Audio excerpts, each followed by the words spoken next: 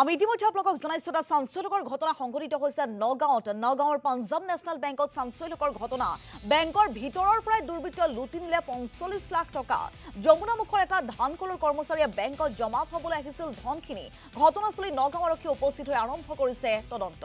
আমি ফোনযোগে এই মুহূৰ্তত সংযোগ স্থাপন কৰিছো আমাৰ সাংবাদিক বীৰেন বৰাৰ সৈতে বীৰেন আসলতে নগাঁও যেহেতু পাঞ্জাব নেশ্যনেল বেংকৰ ভিতৰতে ঘটনা সংঘটিত হৈছে ভিতৰৰ পৰাই দুৰ্বৃত্তই লুটি নিছে প্ৰায় ৪৫ লক্ষাধিক টকা গতিকে সবিশেষ তথ্যখিনি আপোনাৰ পৰা জানিম কিদৰে সুৰুঙা পালে সুযোগ পালে দুৰ্বৃত্তই নিশ্চয় অতি গুৰুত্বপূৰ্ণ হৈ পৰিছে আৰু অতিকে চাঞ্চল্য এই কাৰণে যে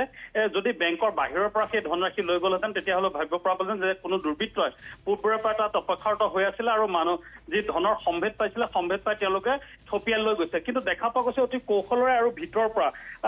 সেই ধন লৈ গৈছে য'ত দেখিবলৈ পোৱা গৈছে যে তেওঁ ধনৰাশি লৈ যেতিয়া ভিতৰত তেওঁ লাইনত খাৰা হৈ আছিল আৰু তাৰপিছত সেই ধনৰাশি লৈ গৈছে কোনো দুৰ্বৃত্তই যদি সেই ধনৰাশি তেওঁ ঘৰৰ পৰা ফ'ল' কৰিলেহেঁতেন নগাঁও আহি পোৱালৈকে যদি আপুনি চাই তেতিয়াহ'লে যমুনামুখৰ পৰা নগাঁওলৈকে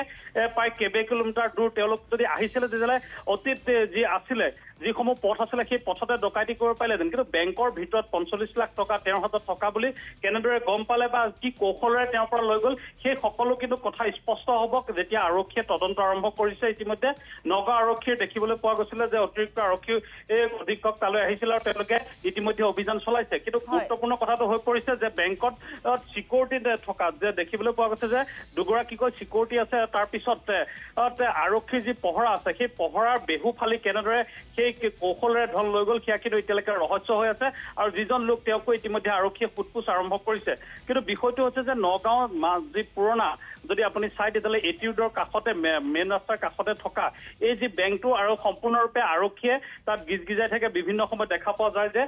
আন যি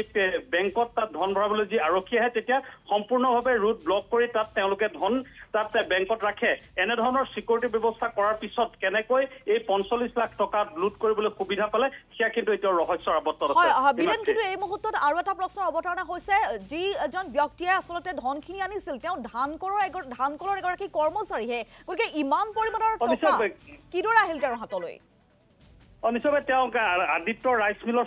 স্বত্বাধিকাৰীয়ে সেই ধনখিনি আনা বুলি তেওঁ কৈছে যে তাত যিজন আছিলে ইউনিছ আলী আৰু সেই ইউনিছ আলীয়ে সেই ধনৰাশি জমা দিবলৈ আনা বুলি কৈছে এতিয়া এই গোটেই বিষয়টো এইটো কাৰণে ৰহস্যজনক হৈ পৰিছে যে ৪৫ লাখ টকা ধনৰাশি যদি আছিলে যদি বেংকত এতিয়া দেখিবলৈ পোৱা যায় যে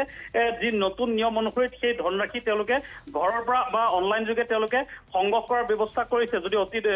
সৰ্বাধিক ধনৰাশি হয় আৰু তেনে ক্ষেত্ৰত দেখিবলৈ পোৱা গৈছে যে এই ধনৰাশি তেওঁ কেছ এণ্ড হেণ্ড লৈ ইমান দূৰৰ পৰা আহি বেংকত জমা কৰিবলগীয়া বিষয়টোৱে কিন্তু যথেষ্ট গুৰুত্বপূৰ্ণ বহন কৰিছে আৰু সন্দেহৰ আৱৰ্তত কিন্তু এই মুহূৰ্তলৈকে